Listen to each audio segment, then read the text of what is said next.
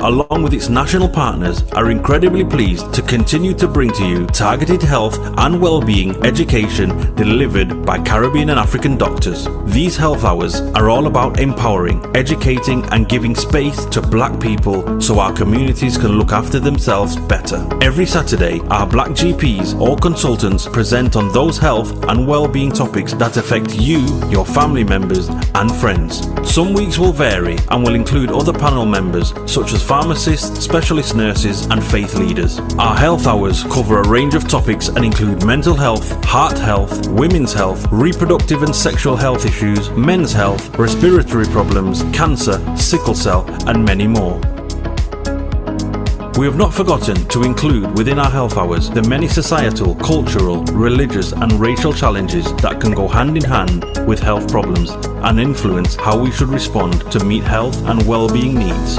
The sessions are designed for you and we want you to use the time to listen, learn, share your experiences and ask questions to our Black doctors. During every session, we will gather your feedback so we can continue to respond to the needs of our Black community. To request any particular topic, please email health@cahn.org.uk. We encourage you to invite others to our health hour sessions. Spread the word in our community. CAHN is funded by the National Lottery Community Fund.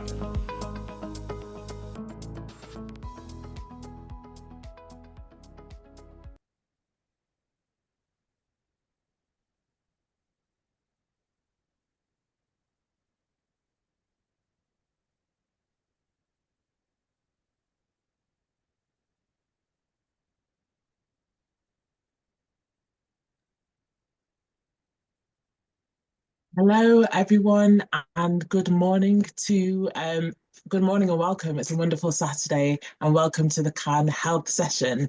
This is Health Hour. If you haven't been here before, this is where we discuss prominent topics in the Black community, and we're joined by healthcare professionals all across the globe, and we talk about interesting topics that are very prominent right now in the Black community. I'm your host this morning. I am Amaka. I'm a paediatric and women's pharmacist. And today I am just very, very pleased to be joined by Dr. Aizemea Okeji, who is a registrar in obstetrics and gynecology. And we will be discussing menstrual disorders. So this is a very prominent topic and it's extremely common in all communities. And frankly, I don't think it's talked about enough, but I'm so grateful that you've all joined today and we'll get started soon. I want to encourage you guys to stay focused. You've got the chat section. So if you've got any questions throughout the whole presentation, it'll be a little bit interactive as well. So put your messages in the chat and then we'll take most of the messages and the questions at the end, but also throughout. Put your messages so that you don't forget. It's going to be a really, really engaging session. Dr. Aizemea is a women's obstetrics and gynecology doctor with over 10 years experience in healthcare, but not only fulfilling clinical duties, she also champions women's innovation. So she's actually CEO of a femtech company called EV3, who it's a new startup, but I'm excited to see the growth. And she's just very passionate about women's health, putting women's health at the forefront of healthcare because it is very important. The majority, like half the world, is made up of women, so it's important that we talk about these things. And it's great to have an advocate speaking on our behalf and just working on our behalf and advocating for us. So, without further ado, Dr. Aizemea, I will hand that over to you. Thank you so much, Amaka, and it's again a pleasure to be invited to give this talk, and I'm really happy that this is the platform that has afforded me that opportunity. So I will share my slide.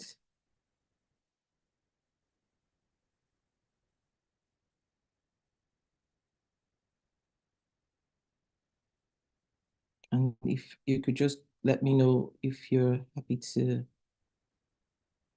if you can see the slides.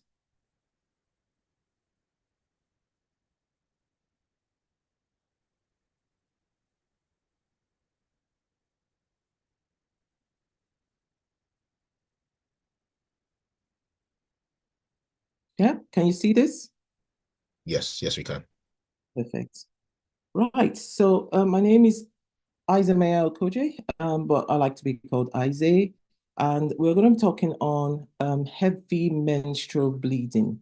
Like Amaka rightly said, the world is made up of 50% women, and a lot of them, quite a chunk of them, are in the reproductive age.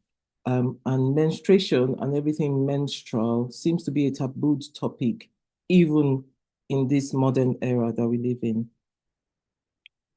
So it is quite important to talk about heavy menstrual bleeding. There's normal menstrual bleeding and there's abnormal menstrual bleeding. So heavy menstrual bleeding is one of the abnormal ways menstrual issues can take place. It affects millions of women worldwide, and it impacts on their physical health, their emotional well-being, and their daily lives. I mean, their quality of life. So let's explore this a little bit deeper and see what the pathway, the causes, and the management for the condition would be.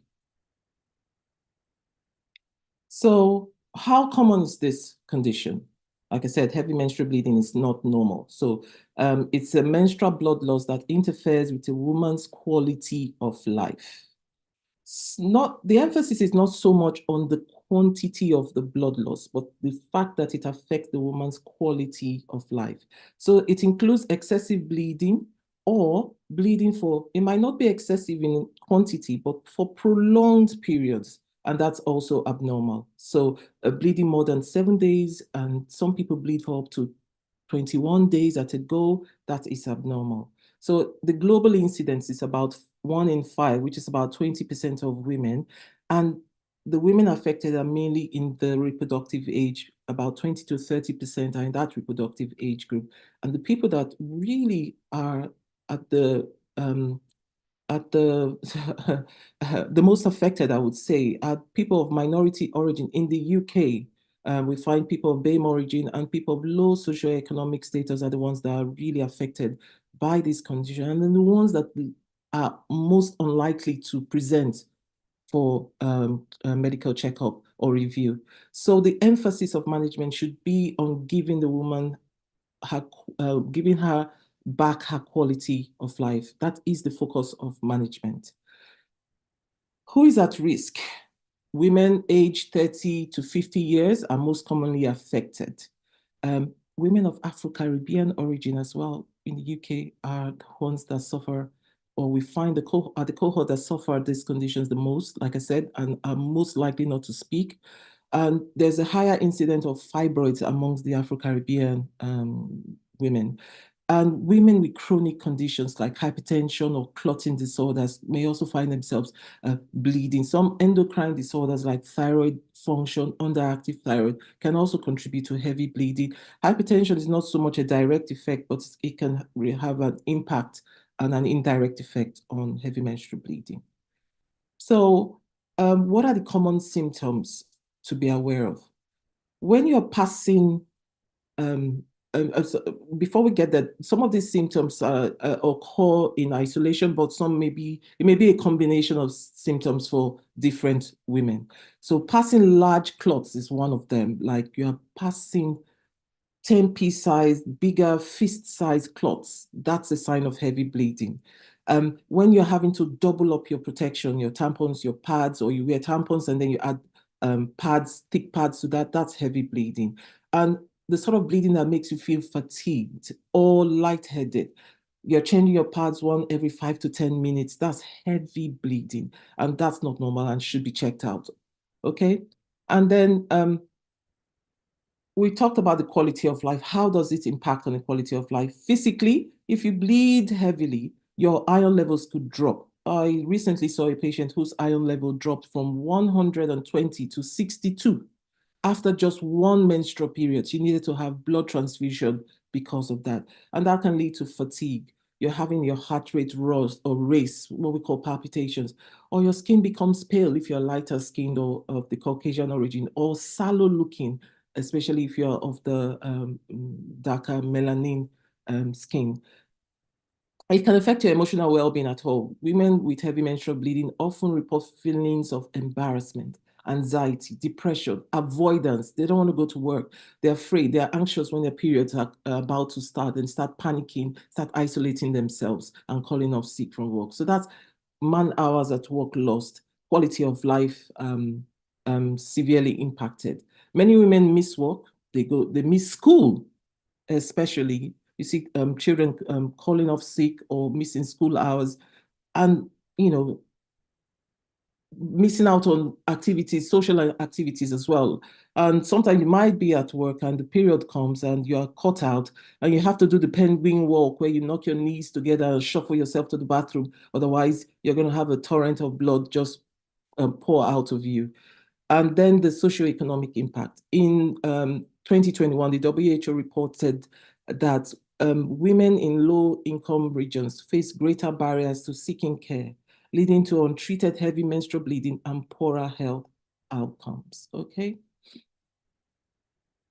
Now, before we go into the causes of heavy menstrual bleeding, anyone in the audience want to volunteer their experience or experiences of close friends or relatives, or what they've seen or sensed in their own perspective from this topic? Amaka, I'll be happy for you to let me know. Okay, there's someone's hand, Bisola Sunokiki. So if you could let me know let them in and let them volunteer their experience.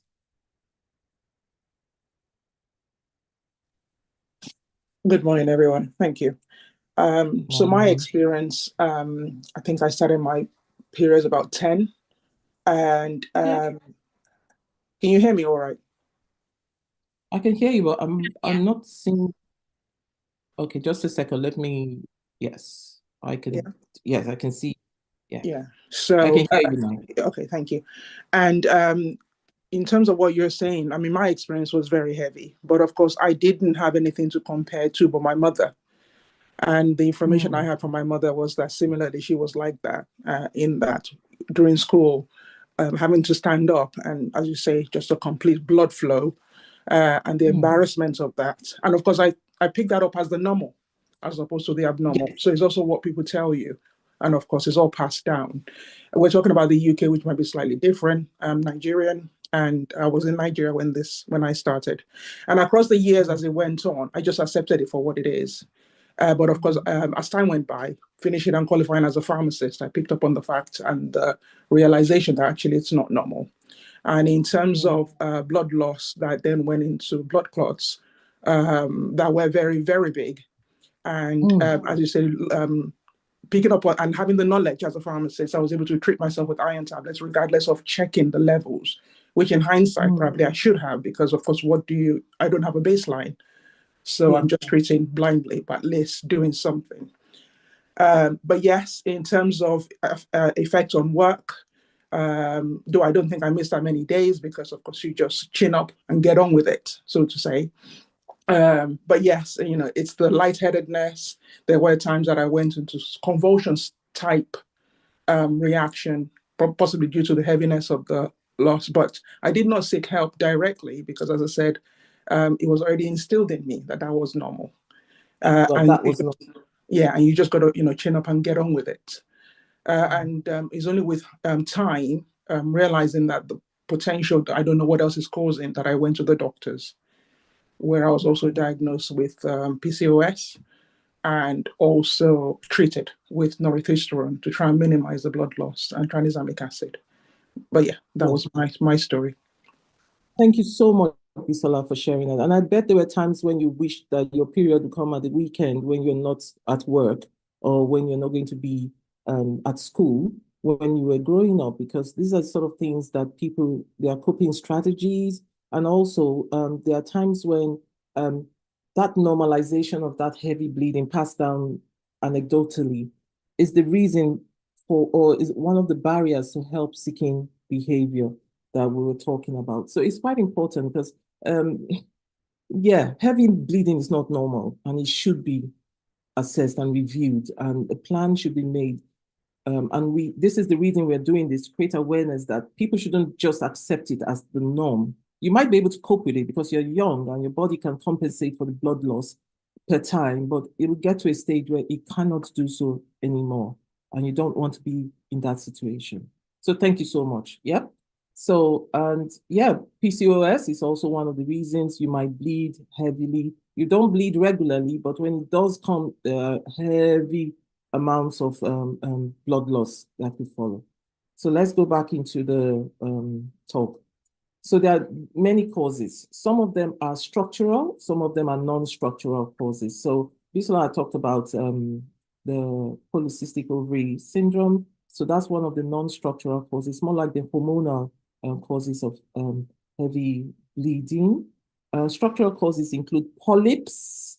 So polyps can be inside the womb itself, or sometimes they might hang out through the cervix, and then you find out that you bleed, and then your period stopped, but then your period seems to start coming back again, and you're having blood spotting or some bleeding, dotting.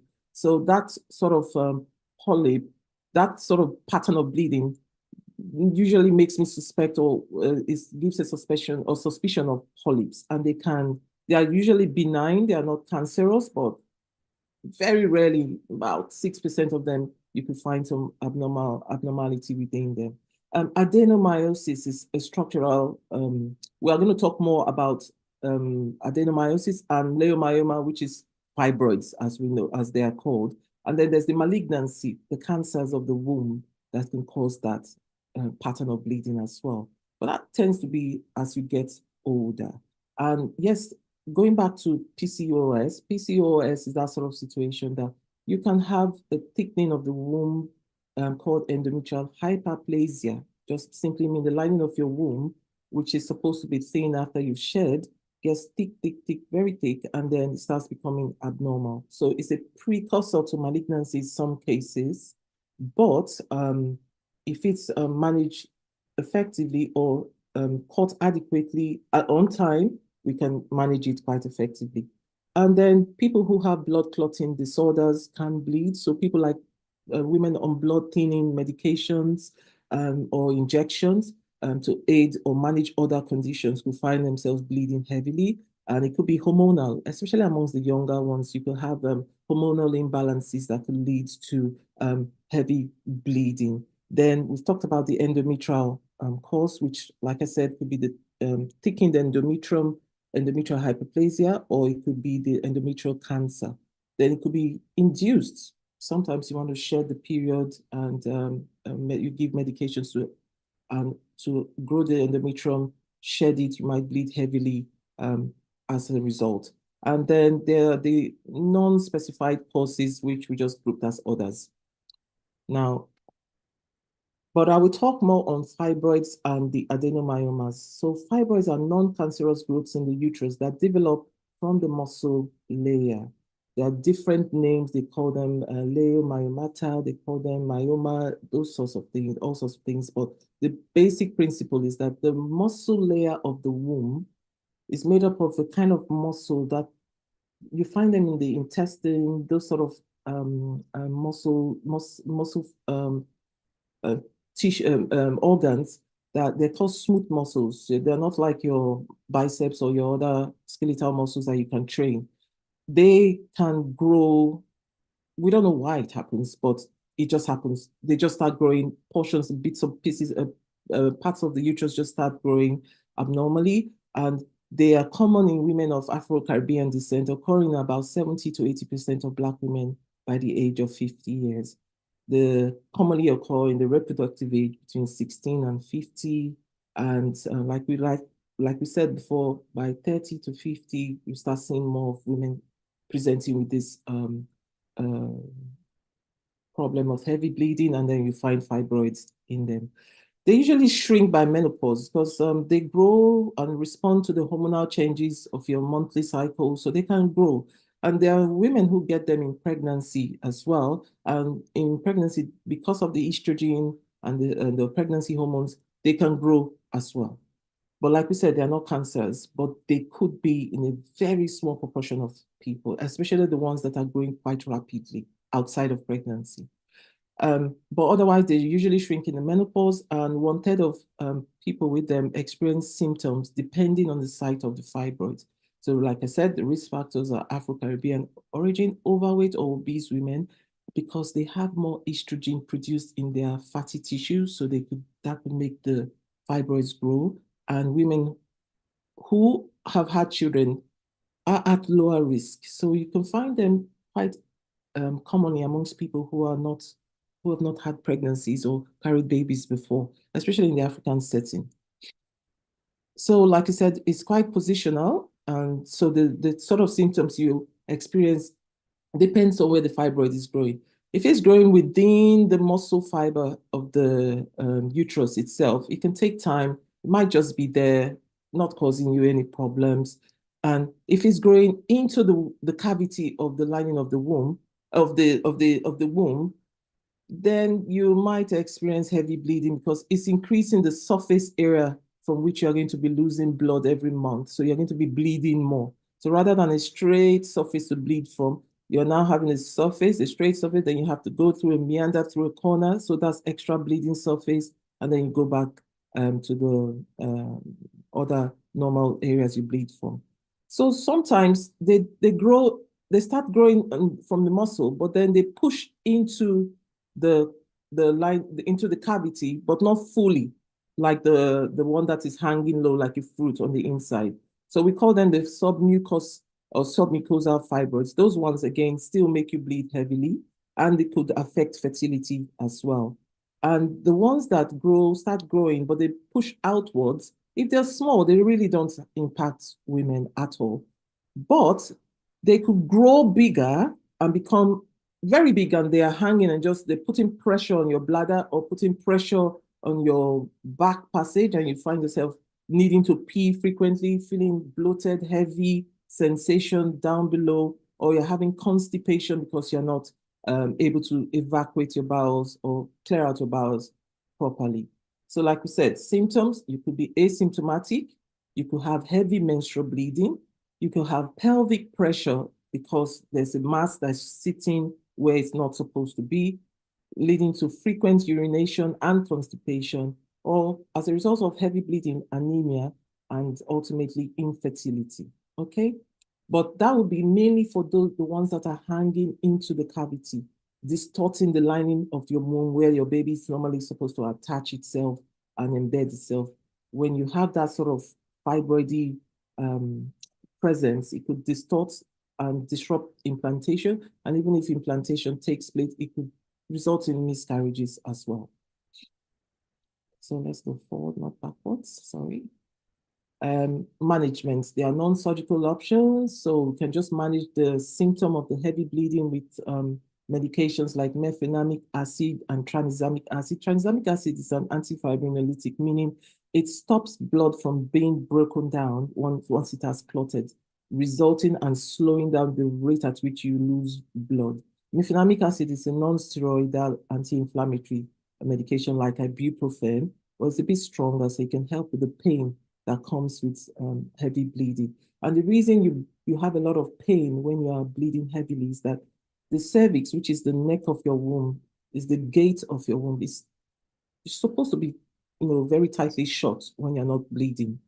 So when you're bleeding, it opens up a bit during your menstrual cycle. So people get dysmenorrhea or crampy pain, which could be normal for them. But if you have heavy bleeding with thick clots, they're not going to be forcing themselves through the neck through the cervix to come out. Your cervix has very rich nerve supply, and once they start firing off, you will be in significant amount of pain. And if there's blood clots stuck in the canal of the cervix, we find women that present with collapse as well. Okay, so tranexamic acid helps to reduce the need for the occurrence of that clotty heavy bleeding, and then reduce the pain and the blood loss as well. Hormonal treatments are also available.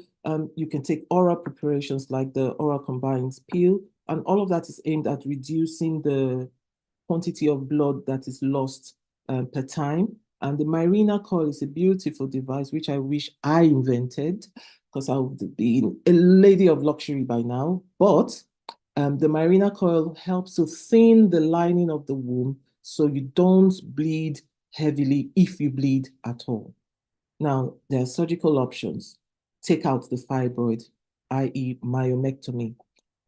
You can do it via open surgery if the fibroid is quite large. You can see in this photo here, this is a big one. It actually needed a device that we use to deliver babies to get out from the individual. Is that the background there? Then you can do, it's not safe to do it keyhole surgery if the fibroid is very large, because you could risk injury to surrounding structures. So you have to, it's a decision that has to be taken after thorough investigation and on the best route of removal. Because sometimes we see that, going back to the presentation, I talked about constipation, pressure effect. A large fibroid uterus could actually put a lot of pressure on your blood vessels. And we find people who've presented with blood clots like venous thromboembolism. When a clot forms, and that clot could spread to the lungs, it can spread to the brain, can cause spread to the heart and cause all sorts of problems. So I would normally say, if you see a woman presenting with constellation of symptoms that don't really make sense in her age group, always check for the gynecological side to see if there's a reason there, like a fibroid, okay? And we can also now remove it hysteroscopically, meaning keyhole surgery, but you're doing it, we put a camera through the vagina into the womb, and you can take out those fibroids that are hanging in the cavity and distorting it, and that can help to reduce the amount of bleeding and or improve fertility as well. Then there's a device called Sonata that has been, I don't know if you can see the picture after the big fibroid. It's an ultrasound guided process where they put like a probe in through the vagina into the womb. They aim at the fibroid itself, usually large fibroids from about 8 centimeters. And then they put the device in the fibroid and heat it up for a short period of time using ultrasound waves. And that tends to shrink the fibroid afterwards. So that's just being rolled out. Sometimes you can do it MRI guided as well. And then there's the uterine artery embolization, whereby they put, the aim is to block off the blood supply to the fibroid. So they put like a substance that helps to plug the blood, the vessel supplying, the main vessel supplying it.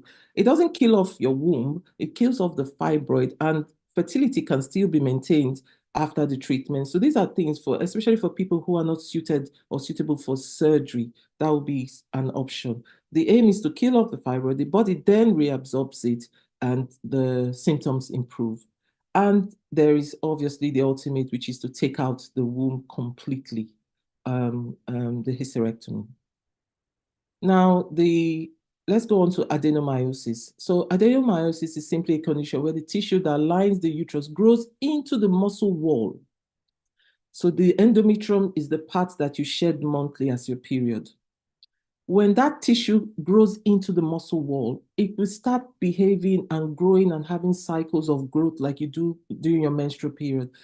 From the image, you can see some yellow spots here in the wall of the muscle of the womb. Those yellow spots represent the lining of your womb, which have crept into the muscle layer of your womb. There's supposed to be a junctional barrier between them, the way the womb is structured, but a breach of that barrier can lead to the endometrial tissue going into the muscle layer and then start having regular cycles like you would.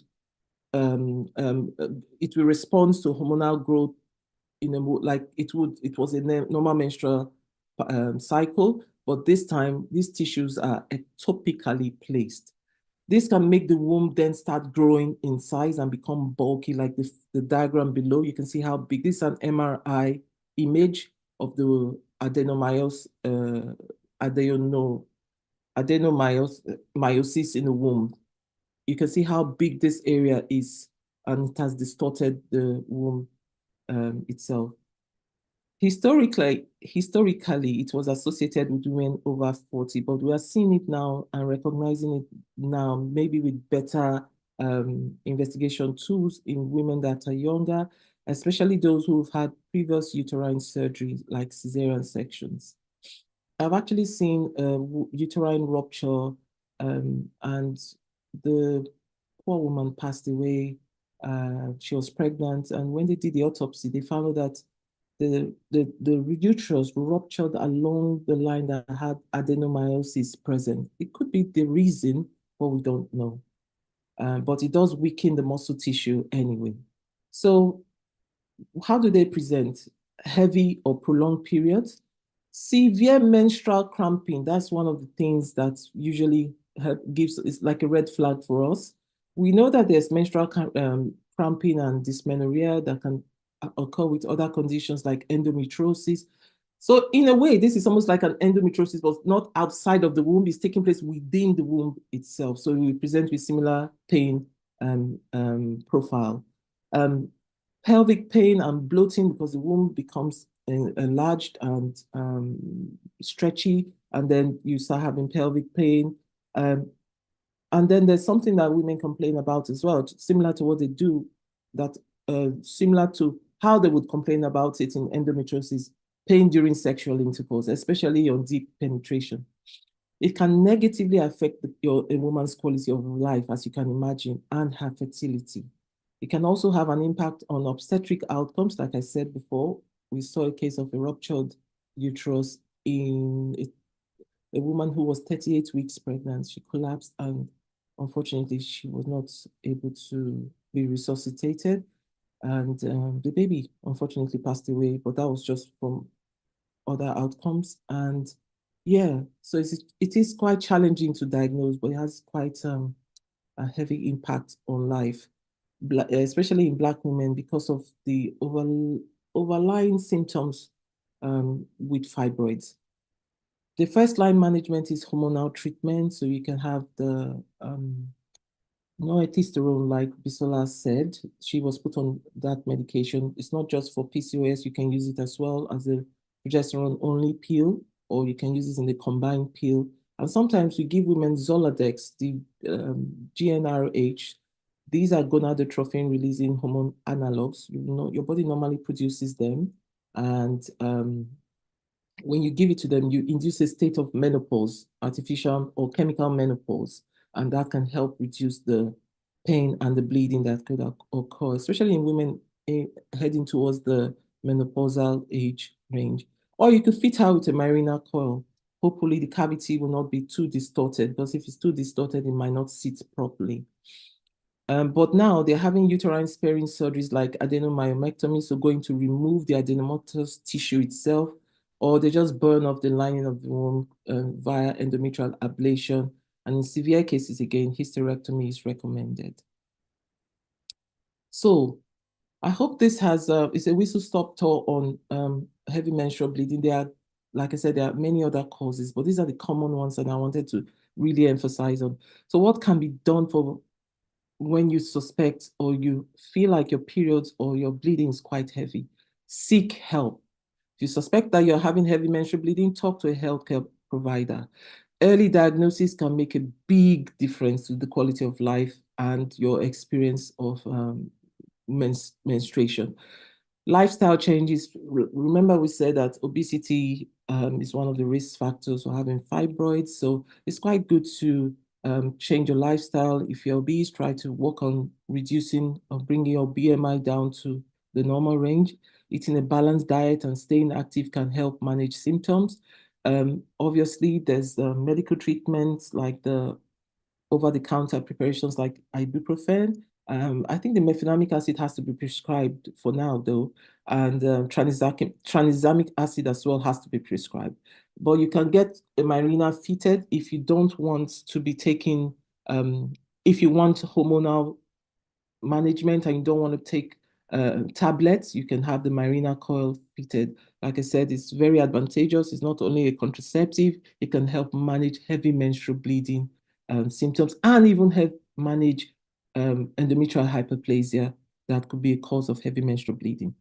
And then ultimately surgery, depending on other treatment options in the past. We can then resort to surgery, burning of the lining of the womb, or removing the fibroid or the adenomyosis as adequate. And yeah, so a month-better 45-year-old woman with heavy menstrual bleeding, frequent fainting spells, and anemia. It took the specialist 3 years to diagnose her or to get her to see a gynecologist. She was she's of BAME, or she was of BAME, she's of BAME origin, and it just goes to show you the challenges that women who are most at risk of this condition go through to get healthcare for themselves. And it will not be surprising that these are the reasons they don't want to go to hospitals or go to their GPs for care, as a lot of them get fobbed off and told, oh, just take this or take this medication, come back, you should be fine. And they get no relief and they lose faith in the healthcare system. She eventually got a Marina coil fitted and her quality of life significantly improved as well. So my call to action for everyone here, both healthcare providers and patients or people who've been affected, for women, don't ignore heavy periods. Seek help and advocate for your health. Push, push, push. Ask for a second opinion if you're not satisfied with the answers that you're getting. And for men too, let's demystify anything blood related in women. Menstruation. A woman who is suffering menstrually, the whole family suffers as well, because she's out of action when she's having heavy bleeding and she's fainting or having to take care of toddlers. The quality of life of the family is affected. For communities, for healthcare providers, before I get to communities, we have to ensure that women's voices are heard and provided guideline-driven care. And for communities, we need to support initiatives that improve access to menstrual health and menstrual health resources as well. Because you'll be surprised to know that this condition menstruation is still very stigmatized. So we need to make conscious efforts to demystify it, to identify the root causes of the problem, to provide patient-centered care, and to make decisions, conscious decisions to take action against these unnecessary sufferings that women have to go through just because of their period. It's interesting to know that approximately 25% of women with heavy menstrual bleeding live in regions with limited access to menstrual products or healthcare. People are still using rags in the African setup, and people don't have access to pads. So if we can give them the medications to help or deal with the root cause of the problem, a lot of them will not be in this situation. So this is a call for equity and equality in healthcare delivery to women. And yeah, that's me. Thank you very much. I'm open to questions now, if there are any. I'll stop sharing my slide. Dr. Aizemea, I just want to say thank you so much for that presentation. That was so incredibly informative and educational. It is an issue that plagues a lot of communities, and we probably know at least one person who's probably affected by either heavy periods, painful periods. Some may be too embarrassed to talk about it. But thank you for shedding light on this area. Someone mentioned in the chat that also thank you, Basola, for sharing your experience, because a lot of the times people who are experiencing this may feel like they're alone and it's quite isolating. So hearing experiences like this makes people realize that, oh, they're not the only person experiencing this. It's actually quite common. And then there's that sense of unity and makes the person not feel alone. So thank you so much for that. We'll get into the questions now because the chat has been quite active. If anyone has joined and still got questions, we've still got some time to ask some questions, but we'll take the first one, which says, why, this is from Messiah on LinkedIn. If you know, Dr. Aizemea, why are women who have had children at lower risk of developing fibroids? Yeah, it was quite interesting. I was trying to research that last night as well, but they used to say, don't know, probably anecdotal, that women who don't grow babies grow fibroids. That was the teaching when I was in medical school. So women who have higher order deliveries are quite perhaps I don't know. The answer is I don't know. But we just find that it's associated with it. It might be something that's worth researching into even further. Yeah. So Okay, so yeah, I guess, I yeah, don't know, okay. but we need to look into it. But No, it's just a we, trend of association that we found. Yeah. okay, so it's just like it seems to be an association or a trend, but more research needs to be done into the area. And yeah, and I do find with like women's health as well, a lot of conditions that we see trends and associations, but we don't know reasons why. Not enough research has been done into areas like this. We need funding, because if men were experiencing issues like this, sorry to all the men in the house, but there would be cures and there would be so much research carried out in this area. But because it's women, people pay less attention. But I'm not an advocate for that, so more research needs to be done in these areas so that we can get to the root causes and treat that. Um, okay, we'll move on to the next question, which is quite a lengthy one, so I'll just take my time reading it. Um, So someone has asked, I have heard of women who have tried mefenamic acid but had severe stomach pain. One woman described the pain as feeling like the blood was stuck in her stomach. She is now on tranexamic acid and that works well for her. Does Dr. Isay know why some would have negative experiences with mefenamic acid but not with tranexamic acid? What is the difference between the two? Also, I'm a pharmacist, so I'm very common with these two Yes. medications. So yeah, if you can shed any light, Dr. Isaac, I'll add anything if needs be. But So, like I said during the talk, mefenamic acid is a non-steroidal, like ibuprofen. It's just a more powerful version of ibuprofen. And yes, you will have that pain or negative effect. If you take it on an empty stomach, it's going to irritate the lining of your stomach, and you will start having symptoms like dyspepsia and symptoms like of ulcer-like pain in the stomach area. So it's that sort of medication that you have to take with a meal, and you don't use too frequently. Take it as prescribed by your GP. Then tranexamic acid is a different method, and the aim is not really to control pain, it's to control bleeding. But when you reduce the blood loss during menstruation or during a period, the pain that would come from forcefully stretching the cervix when you're trying to pass thick clots is reduced. So that's why that person has experienced the relief more with tranexamic acid. There are two very different classes of drugs, okay? So, but they work more for, mefenamic helps to control the menstrual cramping that comes with heavy bleeding anyway. And then the tranexamic tries to control the blood loss itself. So a two-pronged approach to give comfort during the periods. Amaka, you can add more to that because you're the yeah, pharmacist. no, thank you so much, Dr. Isaac, for shedding light on this because it is NSAIDs, they're a class of drug that is used very often. We've got ibuprofen, mefenamic acid, and I see a lot of ladies using these drugs. So NSAIDs, they're a completely different drug class from tranexamic acids.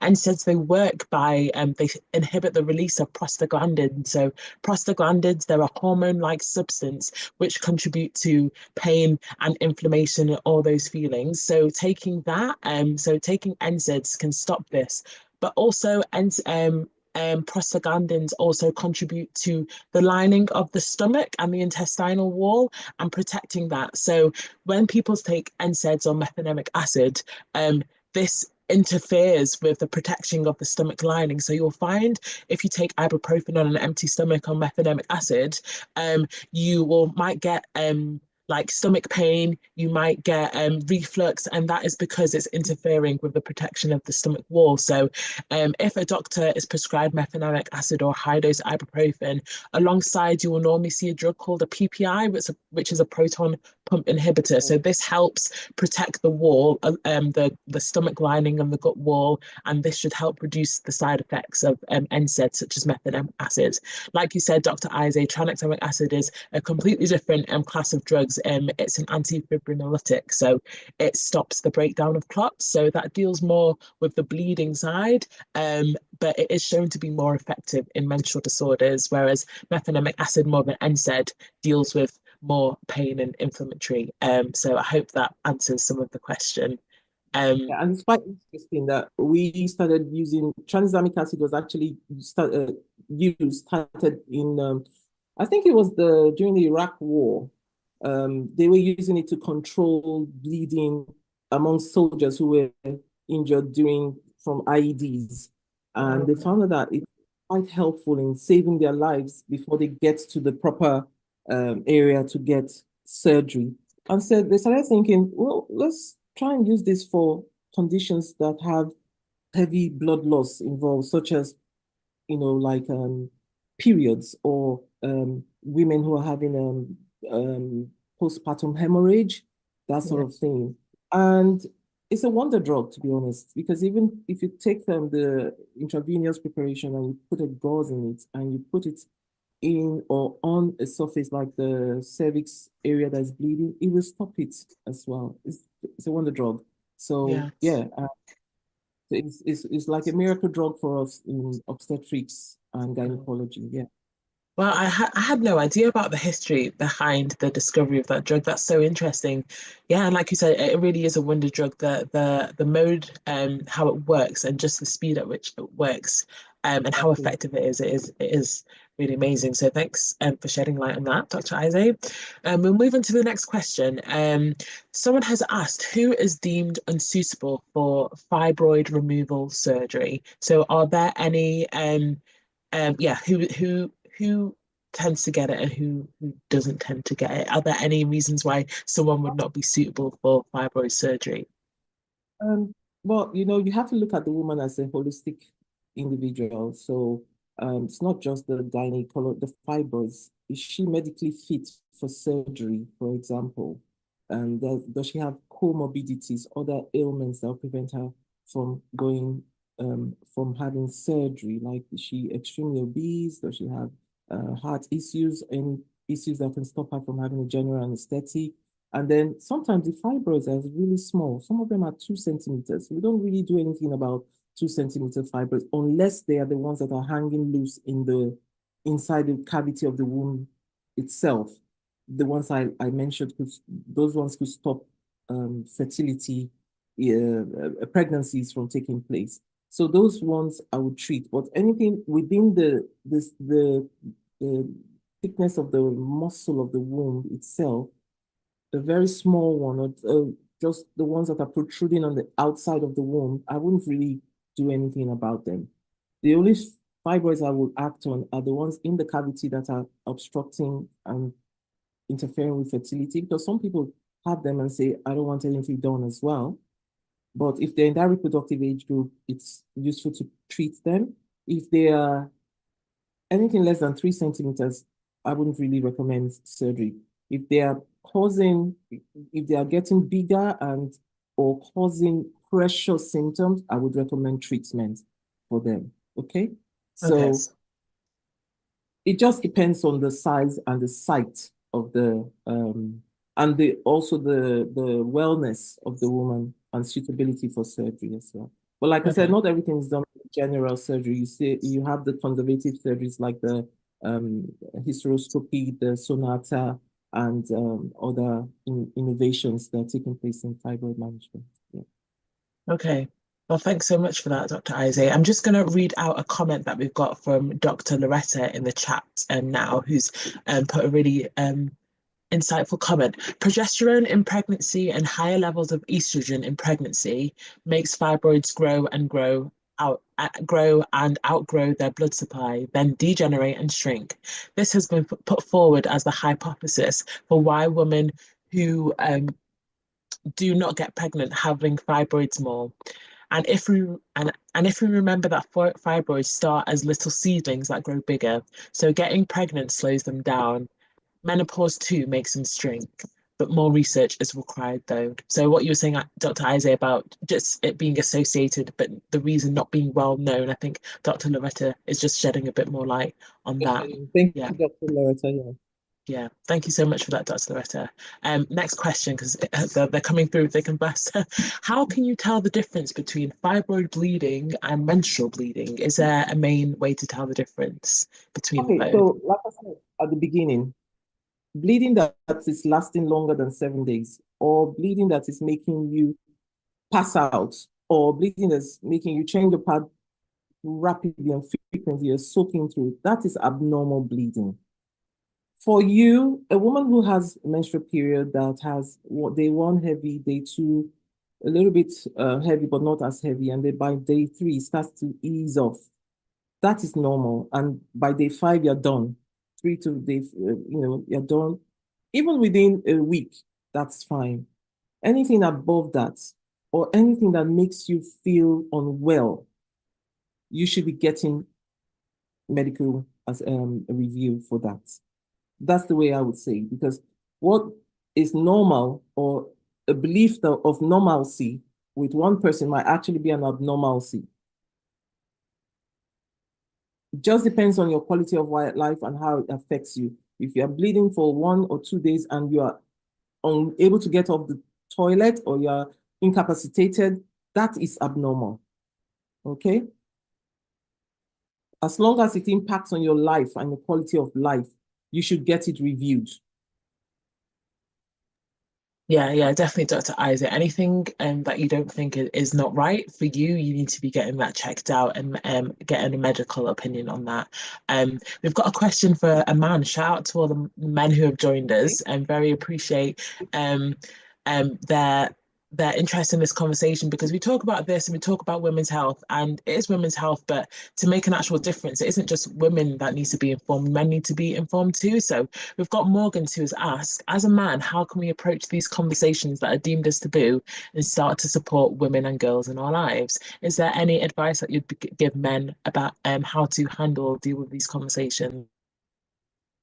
Okay, so I feel that's a very good question, and I really applaud Morgan for, for that question, because what men need to do is just ask questions. You have sisters, you've had mothers, you have aunties, you have children or daughters. When you see them unwell, ask questions.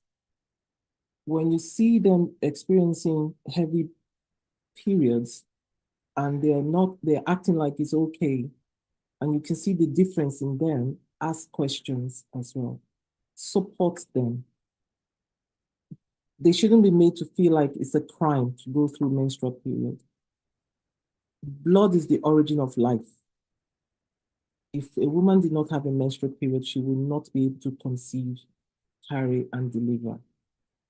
So it should not be vilified or women made to feel like, oh, she's having a period. It is the normal part of life as it is, and it should be given the respect that it deserves. And women should be helped through this period. There's a lot of people who say, oh, the menstrual blood is not real blood in the African setting. Oh, that's bad blood, you don't talk about it. To even go to the stores to get menstrual support materials, you're embarrassed to do that. So please, please, please help them. When you see your wives, your daughters, your girlfriends, or whoever in their menstrual cycle, go to the shops for them, help them get comfortable, do the chores, ask them, help them out, keep them comfortable. And when they come to, they see it as part of you being supportive, they stop feeling embarrassed, and then they can talk more about it and support other people and pass on the better anecdotal histories, rather than telling their daughters is normal, and then those ones carry it on and start pushing that narrative for their own children. We need to break that cycle, and the men are very key to helping us break that cycle as well. So thank you, Morgan, for that question.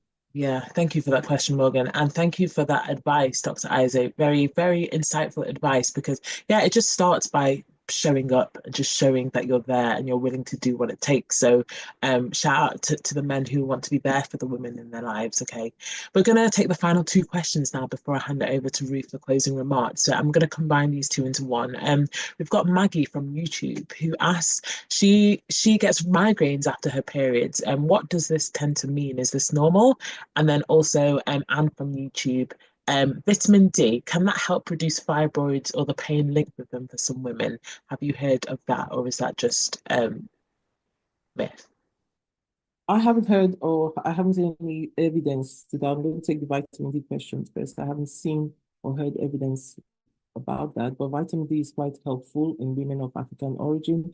it plays a role in so many things in the body. So obesity, in pregnancy is quite important. Vitamin D is almost like um,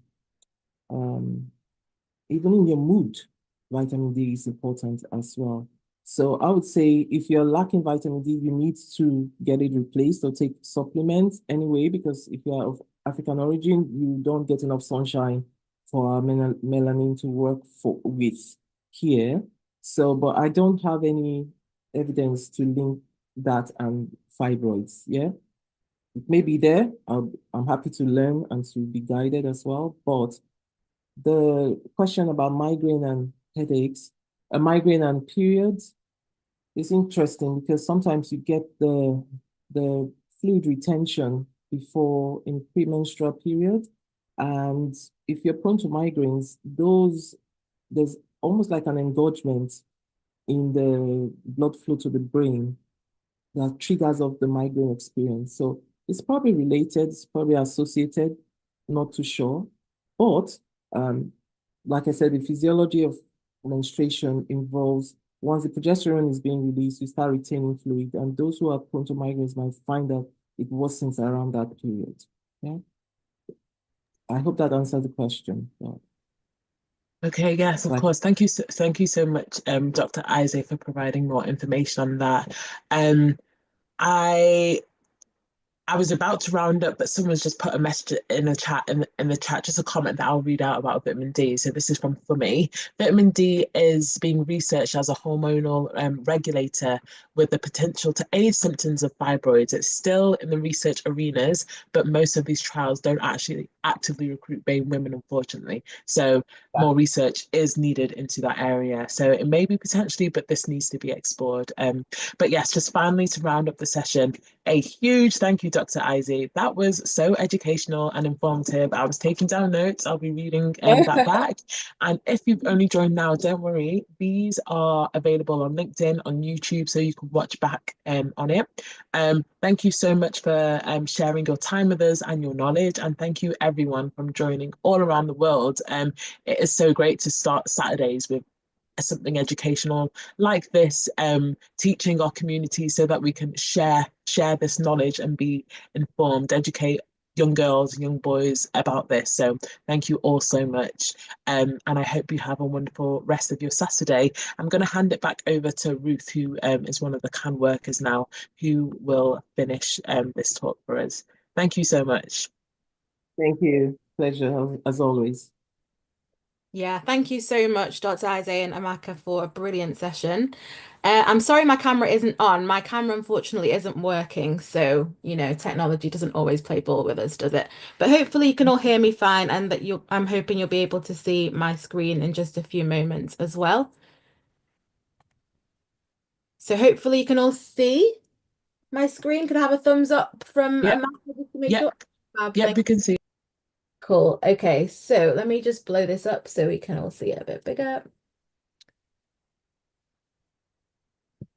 Fab. Okay, so we have our health hour as usual next Saturday, and I'm looking forward to another brilliant session as we've had today. So please join us from 11 a.m. next week. We'll be again on Zoom, LinkedIn, YouTube, and Facebook, so you can join on your preferred platform. And of course, come ready to ask your questions. We love hearing from you. We are now preparing for our Black Health Inequality Summit. Many of you will know we held this for the first time last March, and it went really well at the Royal Society of Medicine in London. This year, we're going to be at the Queen Elizabeth II Conference Centre, also in the capital city. So please do save the date in your diary, Wednesday, the 26th of March. It's a free event, and you can register your interest now. In fact, I will try and put that in the chat. Actually, no, let me not do that now because that's too many things at once. But I'll make sure that gets put in the chat later. For now, you can maybe take a picture of your screen so that you can save that link, portal.ch.org.uk/Black Health Summit to register for free. We are also looking ahead to our Black Healthcare Awards, which will be on the 12th of July in London. Saturday, the 12th of July. And again, this was a new event last year, and we encouraged people to nominate their health heroes from across the country, from across voluntary and private healthcare sectors. And it was a brilliant night celebrating people of Caribbean and African heritage. So please do get your nominations in now. Nominations are open, and we would love to hear from you. Hear about the people in your lives that are impacting you positively and making a difference in your community. I'll drop that link in the chat later as well, but we've got the link up there as well, or you can take your phone out and scan the QR code to get to that link. So on Friday, the 7th of March, we have our International Women's Day celebration. So as you all know, International Women's Day happens every 8th of March every year. But our event will be on the Friday, and we're focusing this year on womb health in the digital era. So we would love to have you join us in Manchester. It'll be in Hume this year. Again, it's a free event, so it couldn't be much easier to join us. If you have any questions, though, you can email us at events@CAHN.org.uk. You can also register now at the link that you see there, and that is IWD -2025.eventbrite.co.uk. So we've been talking about some challenges today in terms of menstrual bleeding. And Dr. Aizemea talked about taboos, and there certainly is a taboo when it comes to this topic of miscarriage and baby loss. And we really want to dispel that taboo. There should not be any feelings of shame when it comes to baby loss, miscarriages, stillbirths. And we want to bring people together to talk about those difficult experiences and work through them together with professional counsellors. So you can join us. If you didn't know about these sessions, you can still join, although they did begin a few weeks ago. The next session is on Thursday, the 23rd of January from 6:30 till 8 p.m. And it's an online session. If you would like to join, please do email rosalind@caahn.org.uk, or you can scan, I'm not sure if you can see a QR code there. So if you head to our website, you can navigate to the page where you can register for those sessions as well. So we want to let you know about this Easy Assist emergency control valve. It's a free device for individuals who have restricted hand movement, and it makes it easier for you to shut off your gas with just a push of a button. If this is something that you're interested in getting, you can find out more by heading to the website there, cadentgas.com/easy assist, or you can scan the QR code now. We have a service that we are looking forward to holding on Sunday, the 9th of March. So that same weekend of the International Women's Day event. And this will be at Manchester Cathedral, of course, in Manchester, in the centre of Manchester, from 7 till 9 p.m. And this is to remember those that we lost to the COVID-19 pandemic, and also celebrate those that worked hard to save lives. So please do find out more about our event by emailing events@caahn.org.uk or navigating to our website. Did you know about our Green and Arts Wellbeing service? If you did not, you should, because it's a brilliant time where you can improve your mental well-being and get into community with other people, get outside of isolation through these free sessions that are held in Bolton, Greater Manchester, and Stockport, Greater Manchester, every Wednesday and every Tuesday, respectively. If you'd like to find out more, you can email greenandartswellbeing@caahn.org.uk, or you can contact my colleague Lola on 077 899 75205. Thank you so much again for being with us today. We've really enjoyed having your company, and we hope you learned a lot, and we hope you have a great rest of your week. So I will leave it there, and yeah, wishing you all the best this weekend. Bye-bye. Bye-bye.